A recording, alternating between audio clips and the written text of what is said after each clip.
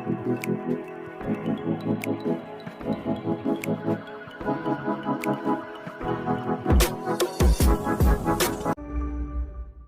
bersangkutan masih hidup atau yang sudah meninggal dunia misalnya.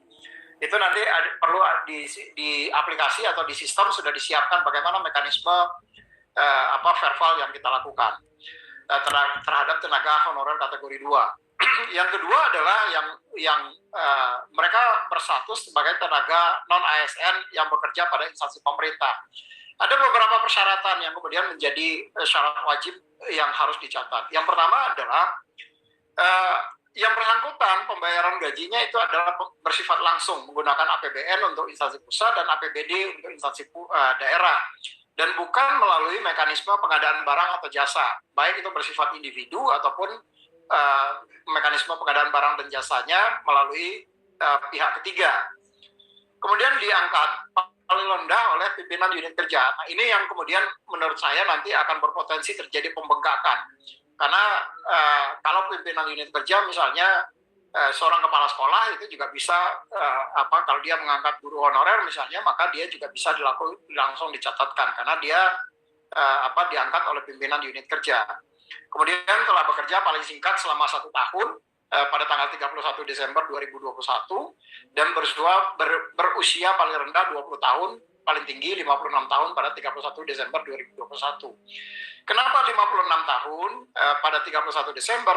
Karena di dalam PP 49 2018 tentang manajemen P3K, di situ dijelaskan bahwa seseorang bisa diangkat menjadi pegawai pemerintah dengan perjanjian kerja itu sekurang-kurangnya 1 tahun sebelum batas usia pensiun pada jabatan yang dilamar. Jadi kalau jabatannya misalnya jabatan dengan batas usia pensiunnya 58 tahun, maka supaya ada ruang kepada yang bersangkutan untuk diangkat menjadi P3K, maka sekurang-kurangnya dia bisa diangkat 1 tahun sebelum batas usia pensiun pada jabatan itu. Jadi itu sebabnya kenapa 56 tahun, karena ada proses administrasi yang harus dilakukan, baik itu pada saat yang antara yang bersangkutan kalau berusia 55 tahun, kemudian ada proses seleksi, ada administrasi, baru kemudian 56 tahun yang bersangkutan bisa diangkat sehingga dia masih tetap bisa melakukan pengabdiannya paling tidak 1 sampai 2 tahun ke depan.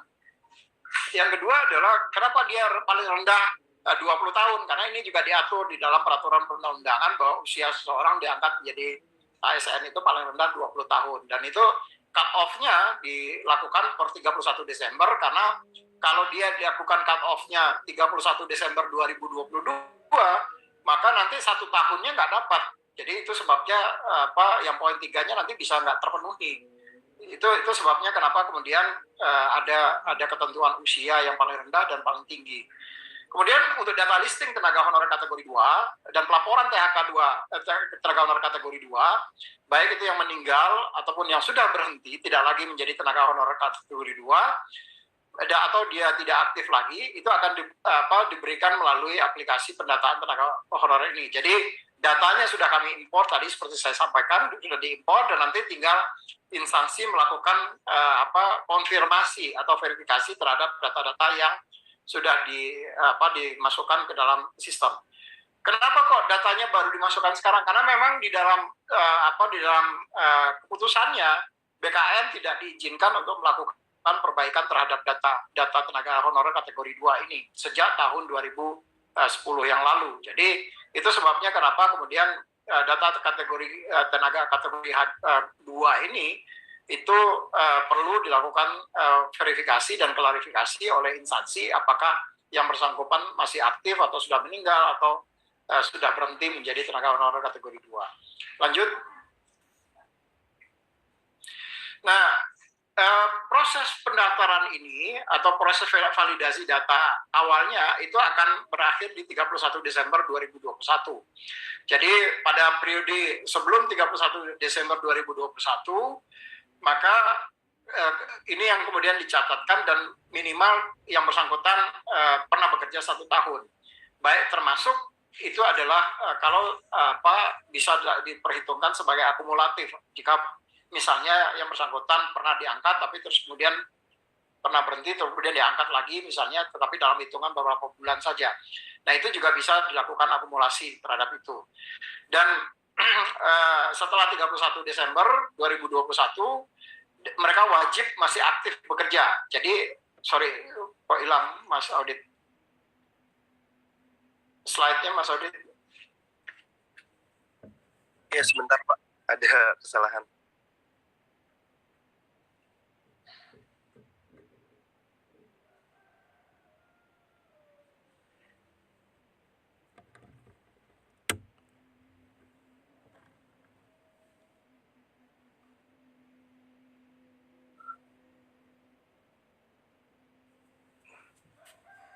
Mbak Dia bisa share yang tadi aku share screen nggak ya?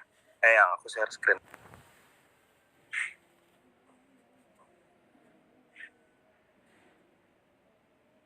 Terus tadi sampai tadi.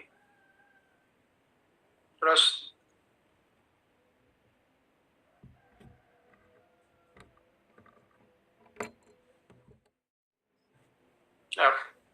ya, jadi kemudian instansi wajib bahwa yang bersangkutan itu masih aktif bekerja sampai sekarang, sampai dengan pada saat kita melakukan pendataan ini. Nah, ada beberapa hal yang kemudian harus menjadi perhatian semua instansi sesuai dengan surat edaran 1511 tadi. Pertama, yang bersangkutan tentu saja masih aktif bekerja di instansi pendaftar. Kemudian usia wajib itu sesuai dengan ketentuan yang ada di dalam surat edarannya Menpan tadi, dan ini tentu saja akan di verval melalui nanti data tanggal lahir yang ada dari Dukcapil. Kemudian pembayaran honorariumnya melalui APBN atau APBD dari mata anggaran kegiatan belanja pegawai. Kemudian ada beberapa ketentuan yang tidak termasuk dalam pendataan ini adalah misalnya kalau mereka bersifat badan layanan umum. Jadi ini terkait dengan BLU ini, kenapa kemudian belum dicatatkan? Karena sekarang ini sedang berlangsung revisi PP 23 tentang badan layanan umum. Jadi mereka-mereka yang bekerja di badan layanan umum ini akan nanti baru kita akan carikan solusinya setelah revisi terhadap PP 23 tentang BLU ini bisa diselesaikan. Kemudian ada petugas kebersihan, pengemudi, satuan pengamanan, dan bentuk jabatan lain yang dibayarkan dengan mekanisme outsourcing atau alih data itu tidak termasuk yang alih daya itu tidak termasuk yang dicatat. Pegawai yang SK atau kontrak kerja di atas 31 Desember 2021 ini juga tidak masuk yang mereka dicatatkan. Nah, saya sebetulnya jujur saja sudah banyak mendapat masukan, baik itu dari teman-teman wartawan ataupun dari teman-teman di instansi. Sekarang banyak sekali kecenderungan terjadi di instansi, ada yang kontrak kemudian dimundurkan, yang sebenarnya dia diangkat di tahun 2021 ini kemudian dibikin mundur kontraknya. Ada juga yang kemudian orang yang sudah tidak aktif kemudian dipaksa dalam tanda kutip diaktifkan. Ya ujungnya tentu saja ada transaksional di situ. Itu yang kami mencoba mencari mekanisme yang fair bagi semuanya untuk menyelesaikan itu. Lanjut. Nah ini contoh masa kerja yang terputus tadi, misalnya yang bersangkutan dibayarkan melalui mekanisme APBN tetapi terputus, awal pengangkatan bekerja pada instansi X dan sampai saat ini juga masih bekerja di instansi X tersebut, tapi di dalam pekerjaannya itu ada dia misalnya terputus-putus. Jadi contoh misalnya di Januari sampai 2020 sampai dengan Maret 2020 hanya kerja 3 bulan, dia masih bekerja, tapi terus terputus karena instansi nggak ada anggaran untuk itu misalnya. Bulan Agustus dia terputus dari April ke Agustus. Tapi kemudian ternyata ada revisi anggaran dan segala macam, yang bersangkutan kemudian diangkat kembali, bekerja juga kembali selama 4 bulan, dan sekarang posisinya masih bekerja dari Januari sampai dengan Mei 2021, 5 bulan. Nah kalau ini diakumulasi, maka dia bisa memenuhi 12 bulan, maka yang bersangkutan kemudian subjek untuk bisa diangkat menjadi tenaga di data di dalam pendataan tenaga non-ASN ini. Lanjut. Ini alurnya, nanti pendataan saja tidak dibuka kepada umum karena ini sifatnya tertutup. Jadi pendataan ini mekanismenya dilakukan oleh admin atau operator instansi, mereka yang kemudian mendaftarkan tenaga non ASN-nya yang bekerja sampai dengan saat ini. Kalau mereka sudah memiliki datanya dan datanya kemudian disimpan di dalam Excel misalnya, maka nanti mereka tinggal melakukan import data Excel tadi ke dalam sistem pendataan ini. Setelah dilakukan memasukkan data oleh admin instansi, maka nanti tenaga non ASN-nya bisa melengkapi datanya. Tetapi yang tentu saja yang bersangkutan harus melakukan registrasi terlebih dahulu ke sistem. Jadi mereka melakukan registrasi sehingga mereka bisa juga dapat memonitor, mengkonfirmasi dan melengkapi riwayat kerja dari tenaga non ASN ini. Kemudian tenaga non ASN ini dapat mencetak hasil resume berapa bukti pendataan bahwa mereka memang sudah terdaftar atau terdata di dalam sistem pendataan non ASN ini. Tenaga non ASN itu juga bisa melengkapi riwayat selama yang bersangkutan menjadi tenaga non ASN sebelum dinyatakan final oleh instansi. Kalau sudah dinyatakan, maka siapapun tidak bisa lagi kemudian melakukan perbaikan terhadap data. Final, maka instansi wajib untuk melakukan pemeriksaan dari data yang dimasukkan oleh admin ataupun yang dilengkapi oleh tenaga non ASN tadi sampai dengan pada batas waktu yang kemudian ditetapkan final oleh BKN. Jadi harus ada cut off-nya. Kalau enggak, kan nanti ini akan bergulir terus dan tentu ini akan pendataan ini enggak akan selesai-selesai. Nah, kalau itu sudah dinyatakan final, maka instansi wajib mengunggah atau menyampaikan surat pertanggungjawaban mutlak sebagai hasil akhir dari pendataan tenaga non ASN ini. Lanjut. Ini beberapa tugas dari admin instansi nanti yang sudah kami berikan di dalam sistem. Misalnya dia bisa mengatur pemberian kewenangan kepada operator atau checker, kemudian melakukan import data tenaga non ASN-nya ke sistem yang juga mekanisme import datanya juga sudah disiapkan di situ. Kemudian wajib memeriksa semua data yang masuk ke dalam sistem, tidak ada data yang kemudian data siluman yang masuk, dan melakukan pengunggahan SPTCM berdasarkan data yang sudah dilakukan finalisasi. Begitu di final, berarti maka mereka sudah tidak bisa lagi untuk melakukan perbaikan terhadap data tadi. Lanjut. Ini bagi tenaga non ASN, mereka bisa melengkapi datanya, tetapi melengkapi datanya setelah admin instansi memasukkan data mereka. Jadi yang bisa memasukkan data itu hanya admin instansi. Nanti tenaga non ASN-nya bisa melengkapi. Oh, saya ingin menambahkan riwayat atau pengalaman kerja saya selama menjadi tenaga honorer misalnya di instansinya. Nah, itu bisa dilengkapi oleh tenaga non ASN-nya. Tentu ini nanti akan menjadi pertimbangan bagi pemerintah pada saat melihat ini yang bersangkutan itu sudah honorer sejak kapan misalnya. Maka tentu dengan bukti-bukti yang dimasukkan ke dalam sistem itu akan memperkuat posisi yang bersangkutan kalau sudah ditetapkan kebijakan terkait dengan penyelesaian tenaga non ASN. Nah, bagi tenaga non ASN yang datanya belum terdaftar, maka wajib melaporkan kepada admin. Jadi kalau ada misalnya nanti tenaga non ASN-nya, saya kok belum terdaftar, padahal dia masuk di dalam masuk di dalam klasifikasi yang sudah dituangkan di dalam surat 511-nya Menpan, tetapi kemudian tidak tercatat, maka kemudian admin bisa memasukkan nama mereka termasuk dengan persyaratan-persyaratannya, SK, bukti pembayaran gaji dan segala macam. Lanjut. Ini di sistem kami juga menyiapkan FD-nya, jadi orang kemudian tahu tanpa harus bertanya ke sana sini, tetapi tinggal membaca misalnya apa sih yang menjadi syarat untuk pendataan tenaga non ASN ini. Nah, landasannya itu adalah tadi surat Menpan nomor 1511, ada klasifikasi yang kemudian masuk di situ, kemudian bagaimana mereka melakukan pembuatan akun. Nah, itu juga ada FAQ-nya di situ. Jadi diharapkan nanti siapapun bisa dengan mudah mengikuti proses pendataan ini tanpa ada kendala yang berarti. Lanjut. Ini beberapa dokumen yang kemudian harus menjadi kelengkapan yang disiapkan oleh baik itu oleh instansi maupun oleh tenaga non ASN-nya. Kalau instansi tentu saja SK atau kontrak kerja yang pembayarannya dengan mekanisme APBN, APBD tadi, kemudian bukti pembayaran honorariumnya, kemudian ijazahnya atau bukti yang bersangkutan lulus yang dimiliki saat ini. Bagi tenaga non ASN-nya tentu saja yang bersangkutan untuk bisa membuat akun ada KTP, karena nanti dia harus menginput nomor induk kependudukannya, kemudian ada pas foto terbaru, ijazah pendidikan yang dimiliki saat ini. Termasuk juga pada saat melengkapi riwayat, yang bersangkutan kemudian harus menyiapkan SK-nya setiap periode bekerja, kapan dia diangkat, kemudian SK-nya dilampirkan buktinya di situ, termasuk bukti pembayaran berdasarkan SK yang bersangkutan melampirkannya. Lanjut.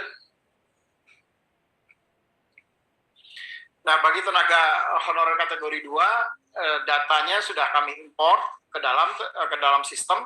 Nah, instansi nanti tinggal melakukan konfirmasi saja apakah yang bersangkutan masih aktif atau sudah meninggal dunia atau sudah pindah bekerja ke instansi lain atau sudah tidak aktif lagi karena sudah diberhentikan atau mengundurkan diri atau hal-hal yang lain.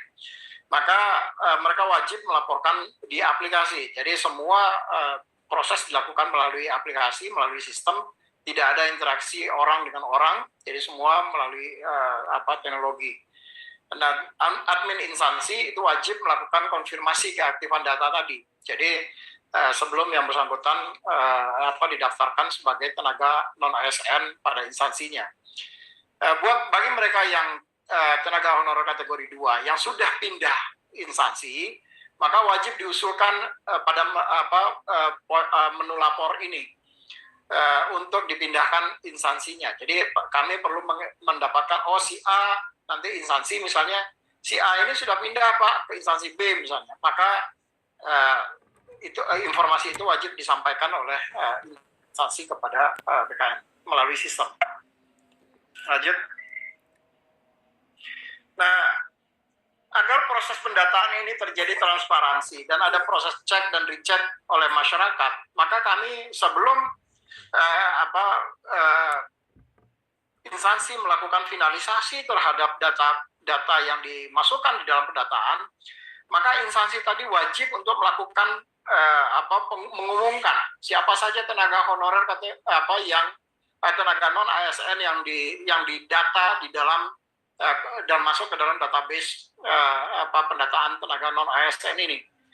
Dan setelah diumumkan, maka masyarakat kemudian bisa memberikan masukan apakah betul yang bersangkutan sebagai tenaga honorer kategori apakah tenaga honorer kategori 2 atau tenaga honorer yang lain non ASN misalnya, sehingga semua orang kemudian bisa menjadi mata bagi pemerintah untuk memastikan tidak ada data-data atau data-data siluman yang tiba-tiba dimasukkan padahal yang bersangkutan kemudian tidak menjadi tenaga honorer di situ. Nah, transparansi ini kemudian diberikan, batas waktunya diberikan selama 1 bulan. Jadi setelah proses pendaftaran itu prafinalisasi di sekitar tanggal 30 September, kemudian ada proses transparansi yang kita harapkan dilakukan oleh semua instansi, melakukan uji publik kepada semua instansi terhadap data-data yang sudah mereka sampaikan melalui mekanisme atau di sistem pendaftaran ini.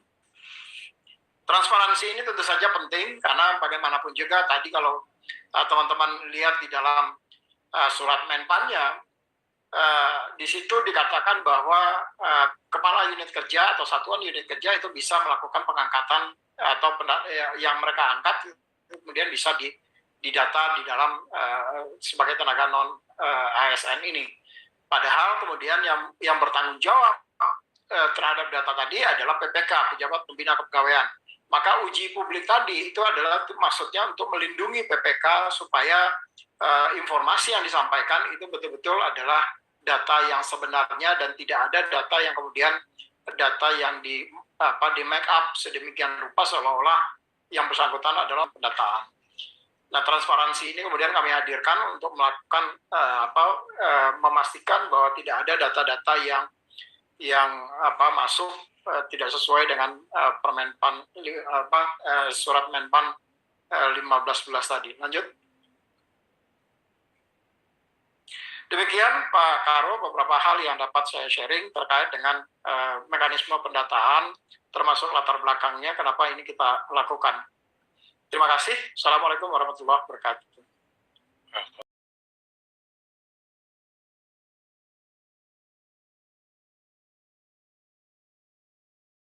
Wabarakatuh.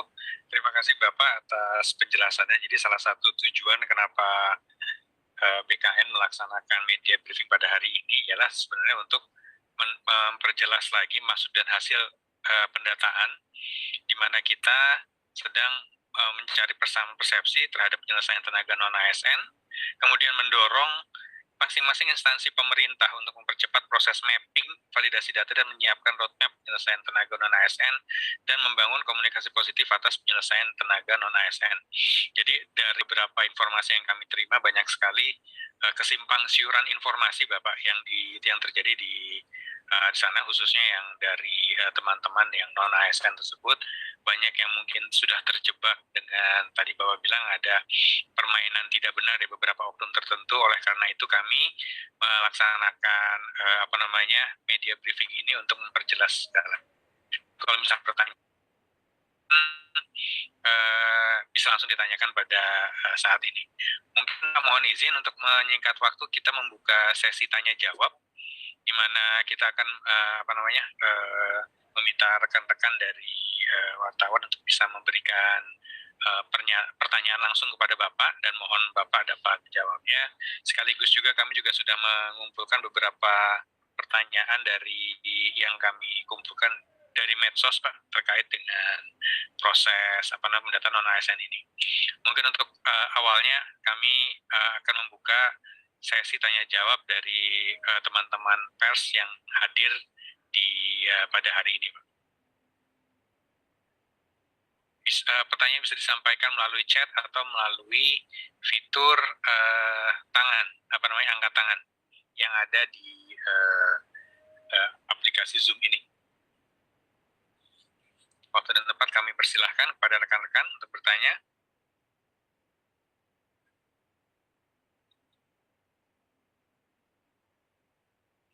Jadi 3 pertanyaan pertama kami mohon untuk bisa disampaikan.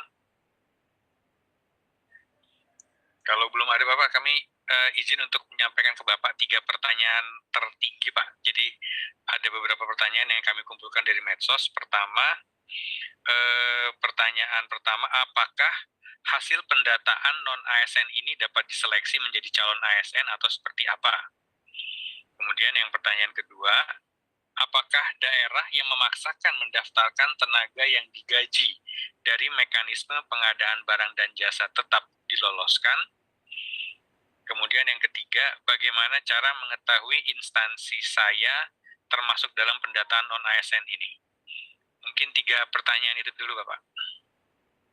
Ya, terima kasih Pak Karo. Pertama, apakah hasil pendataan tadi dapat diseleksi menjadi ASN? Memang salah satu tujuannya itu adalah itu.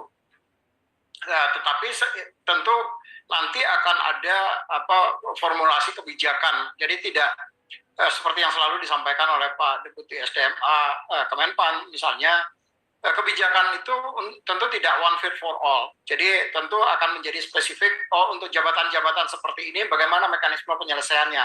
Untuk jabatan seperti ini bagaimana mekanisme penyelesaiannya. Jadi pentingnya pendataan ini adalah untuk bisa merumuskan bagaimana pemerintah akan membantu menyelesaikan tenaga non-ASN ini secara manusiawi dalam tanda kutip, sehingga mereka betul-betul bisa istilahnya kalau orang Jawa itu diuongke. Nah, ini yang itu bisa dilakukan kalau kita kemudian memiliki pemetaan terhadap tenaga non-ASN ini. Kalau itu nggak dimiliki, tentu akan sulit bagi kita untuk bisa merumuskan kebijakan apa untuk menyelesaikan itu. Nah, jadi bagi mereka yang kemudian punya kesempatan menjadi ASN, apakah itu melalui mekanisme PNS misalnya atau melalui mekanisme P3K, tentu itu bisa dilakukan setelah kita bisa melakukan memetakan mereka-mereka ini. Jadi penting sekali sebetulnya bagi mereka yang sekarang menjadi tenaga non-ASN di instansi untuk mereka betul-betul bisa terdata. dan pemerintah tentu memiliki gambaran seutuhnya terhadap kondisi mereka-mereka ini. Yang kedua tadi apa ya Pak? Kalau saya terlalu cepat tadi, saya sambil ngetik soalnya. Masih mute. Apakah daerah yang memaksakan mendaftarkan tenaga yang digaji dari mekanisme pengadaan barang dan jasa tetap diloloskan? Ya, sebetulnya tentu nanti akan ada mekanisme verifikasi dan validasi. Kita akan melihat apakah yang bersangkutan itu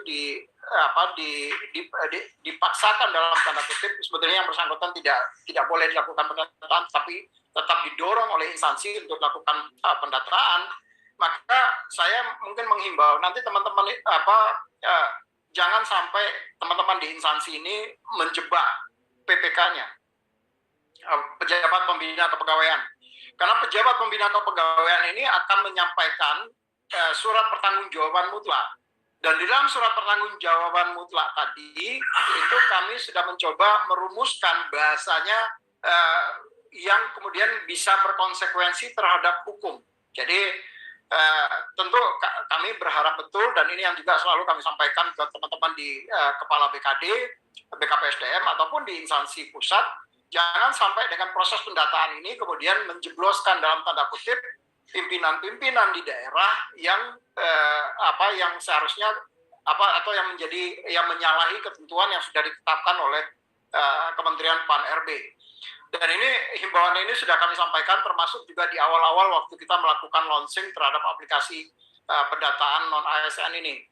Perlu kehati-hatian terkait dengan pendataan ini, jangan sampai kemudian